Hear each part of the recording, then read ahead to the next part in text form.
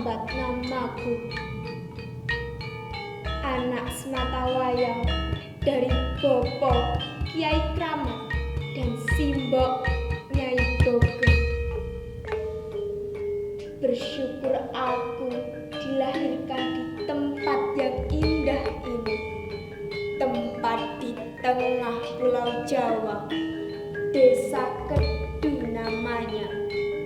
Wilayah yang memang dibuka dan dibangun oleh Pangeran Purbaya atas perintah langsung dari Panembahan Senopati, sang penguasa Mataram. Membuka wilayah ini yang dulunya adalah hutan belantara yang terkenal angker tentu saja bukan tanpa alasan. Menurut Ki Gede Pamanahan yang adalah sesepuh Mataram, wilayah ini dianggap memiliki energi besar dan berpotensi untuk perluasan wilayah Mataram. Maka, meskipun harus membabat hutan yang luas sekaligus membersihkan spiritual kekuasaan astral yang ada di wilayah ini, harus dilakukan. Itulah awal persoalan ini muncul. Raja Jin Sepanjang yang adalah penguasa wilayah ini waktu masih berupa alas marah besar dan mengadakan perlawanan terhadap pasukan Mataram yang saat itu dipimpin oleh Pangeran Purbaya. Namun, karena kesaktian Pangeran Purbaya, akhirnya Raja Jin Sepanjang dan pasukannya lari. Namun, dendam Raja Jin Sepanjang terhadap pasukan Mataram tetap besar. Berbahagialah kalian selagi kalian bisa. Aku takkan membiarkan ini begitu saja. Dendam ini akan terbalaskan kepada kalian. Tunggu saja, tunggu saja.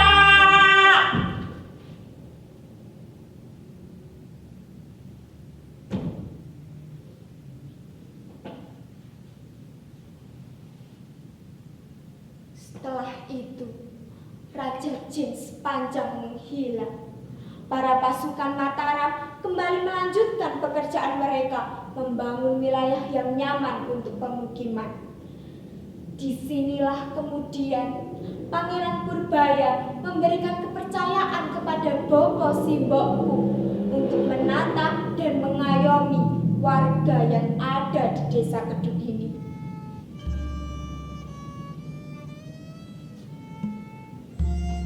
Bukan itu saja.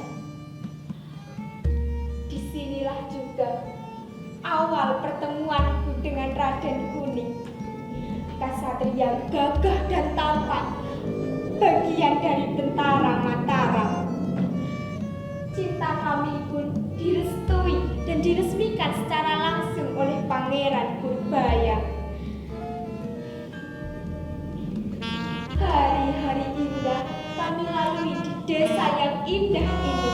Tanah yang subur dengan sumber mata air melimpah, sungai kecil yang jernih, udara yang sejuk, masyarakat yang rukun dan kosiro.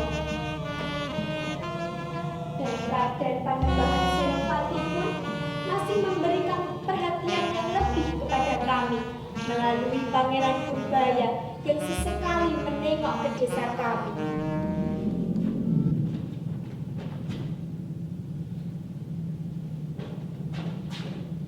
Iya, Kisana. Mencari Bopo Kiai Kramat, Kisana. Oh, wonten. Silahkan pinarak dulu, Kisana. Monggo, saya panggilkan dulu. Namanya Santa. Seorang laki-laki bertubuh pendek, kurus, dekil, dan sedikit bongkok badannya. Pada siang itu datang ke padepokan kami. Seperti biasa, Bopo menyambutnya dengan ramah seperti dengan kebanyakan orang lainnya. Simbok pun menjamunya dengan makanan yang sama seperti apa yang kami makan saat itu. Entahlah pembicaraan apa saja antara Bopo dengan Santa yang ditemani Bio. Aku hanya bisa melihat dari kejauhan menemani Kang Mas Kuning mencangkul kebon di samping pendopo. Yang aku lihat saat itu, tiba-tiba Santa berlutut di hadapan Bopo simbokku. Dan mulai hari itu, Santa menjadi abdi di padepokan kita ini. Perangainya baik, dia juga pendiam. Namun begitu misterius. Kadang aku tiba-tiba merasa ketakutan saat tidak sengaja bertatapan dengan matanya yang juling itu.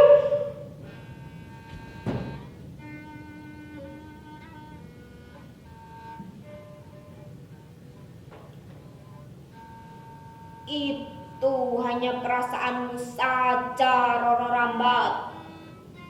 Dia pemuda yang baik. Nasibnya saja yang kurang baik. Dia hidup sebatang kara sejak kecil. Untuk itulah saat dia berniat untuk menjadi abdi di padepokan kita ini, Bopo langsung iakan saja.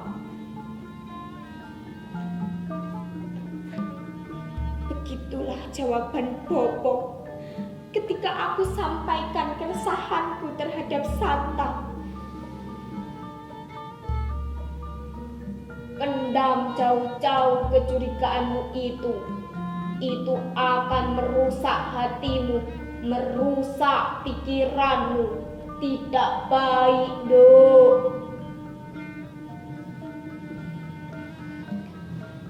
Tapi entahlah kenapa perasaanku selalu tidak enak dan was-was ketika Santa berada di padepokan kita ini.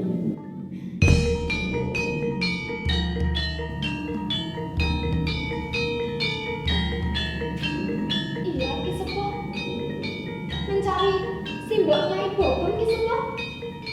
Wonten Ki Sepuh. Silahkan pinarak dulu Ki Sepuh. Monggo pinarak dulu. Saya panggilkan Simbok.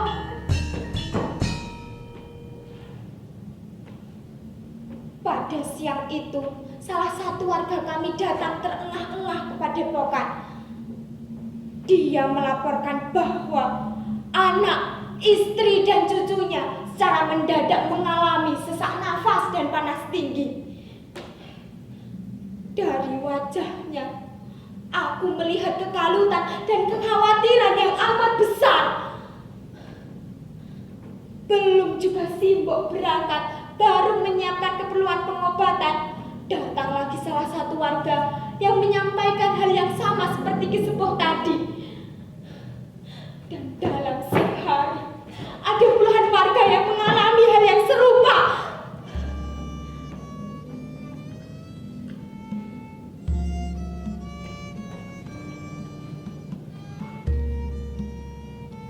Ampun Gusti Pangeran Purbaya, hamba ikhlas menerima hukuman dari panjenengan karena telah lalai dalam mengemban amanat untuk mengayomi warga yang ada di desa ini. Tapi ini di luar batas kemampuan kami. Penyakit ini datang begitu misterius. Segala upaya telah kami lakukan, tapi justru kematian yang terus bertambah, Raden.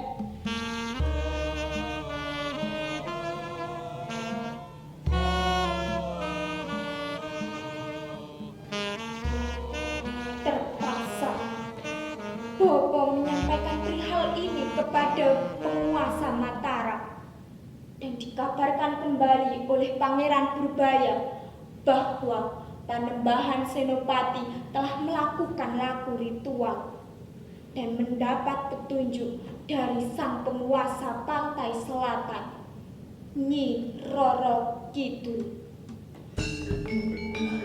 Betapa terkejut dan marahnya Bopo simbokku bahwa Santa, abdi di pendopo inilah yang menyebabkan wabah itu ada.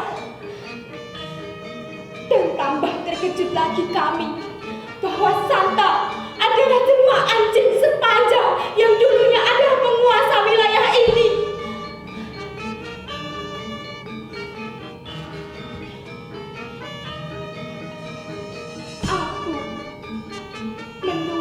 bobo simbokku di rumah dengan was-was.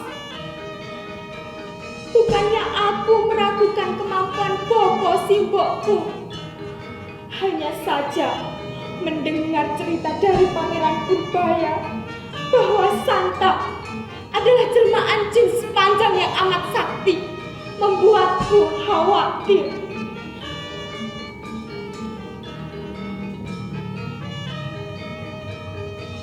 Ada apa, Kang Mas?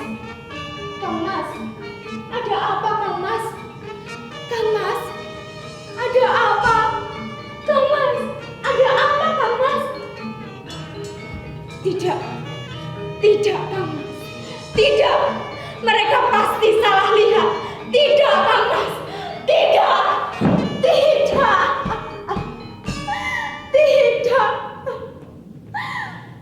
Kabar pahit kembali aku terima bahwa bobo simbokku telah meninggal dalam upayanya mengejar Santa.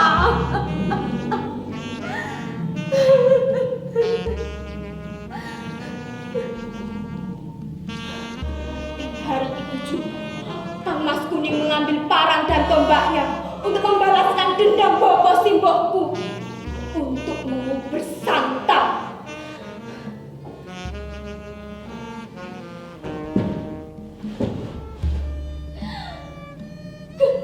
Kabar pahit aku terima bahwa Kang Mas Kuning juga gugur dalam upayanya membalaskan dendam kedua orang tuaku.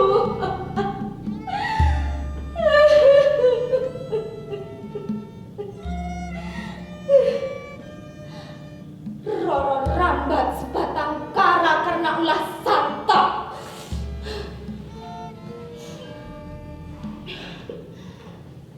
Derap peperangan keraton Mataram ditabuh. Mendengar 3 orang yang aku sayangi, Pangeran Purbaya mengadakan perlawanan terhadap Santa. Santa dikepung dari penjuru arah dan pertempuran berada di tengah-tengahnya.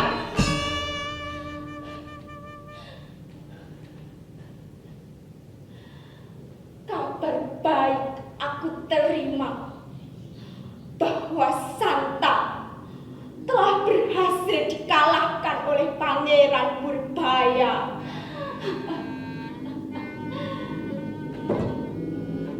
Dan Pangeran Purbaya telah menemukan tempat meninggalnya boboku, Kiai Kramat, dan disebut dengan Desa Keramat.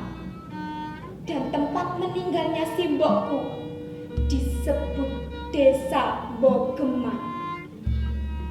Dan meninggalnya Santa disebut dengan Desa Santa.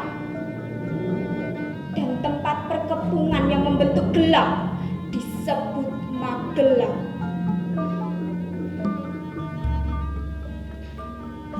Roro rambat namaku, saksi kejayaan Mataram, walau keringat, darah dan air mata menjadi pupuk.